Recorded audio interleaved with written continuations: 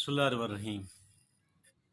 हम इतनी सी बात तो जानते हैं कि अगर एक इंसान अपनी इम्पल्सेस पे चलता है और अपनी वक्ती या लम्हाती खुशियों को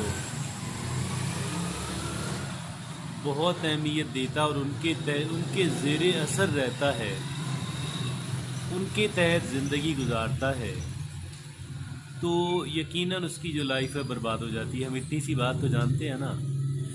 हम एक और बात भी जानते हैं और वो ये है कि काम चाहे अच्छा ही क्यों ना सही, लेकिन अगर एक इंसान की तवज्जो मुंतशिर रहती है ऐसे काम करने में कि जो चाहे अच्छे हों, लेकिन ये है कि उसकी वजह से वो फोकस ना कर पाए, अपने मेन गोल पे सारी तवज्जो मरकूज़ ना कर पाए, तो वो इंसान भी कामयाब नहीं हो पाता। अपने जो उसका डिक्लेयर्ड ऑब्जेक्टिव है, जो बड़ा मकसद है, उसमें कामयाबी फिर उसके लिए बहुत मुश्किल हो जाती है, क्योंकि वो कंसंट्रेट नहीं कर पाया।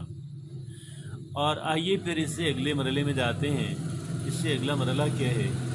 हम ये भी जानते हैं कि जो ज़िंदगी हम जी रहे हैं, ये ज़िंदगी बहुत ही आर्जी है, टेम्पोरेरी है, और इस ज़िंदगी ने अनकरीब ख़त्म हो जाना है। और अगर ये कहा जाए कि हमारा हर गुज़रने वाला दिन और हमारी हर गुज़रने वाली रात जो है हमें हमारी कब्र के करीब कर देती है, और हम ये भी जानते हैं कि हमारी गुज़री हुई ज़िंदगी चाहे जितनी भी हो, चाहे 50 साल हो, 60 साल हो, 30 साल हो, 40 साल हो, हम पलट के देखते हैं तो एक ख्वाब ही लगता है। ये सारी बातें हमें ये बताने के लिए काफ़ी हैं। और हम ये भी देखते हैं कि आए दिन कोई ना कोई जा रहा है। हमारे करीबी लोगों में से, हमारे मोहल्लेदार, हमारे रिश्तेदार, हमारे शहर के लोग, हमारे दोस्तों के लोग, हमारे साथ काम करने वाले लोग, हमें जानने वाले हमारे दोस्त, कोई ना कोई जा रहा है। तो क्या ये सारी बातें हमें ये समझाने के लिए काफ़ी नहीं है कि एक दिन हमने भी चले जाना है?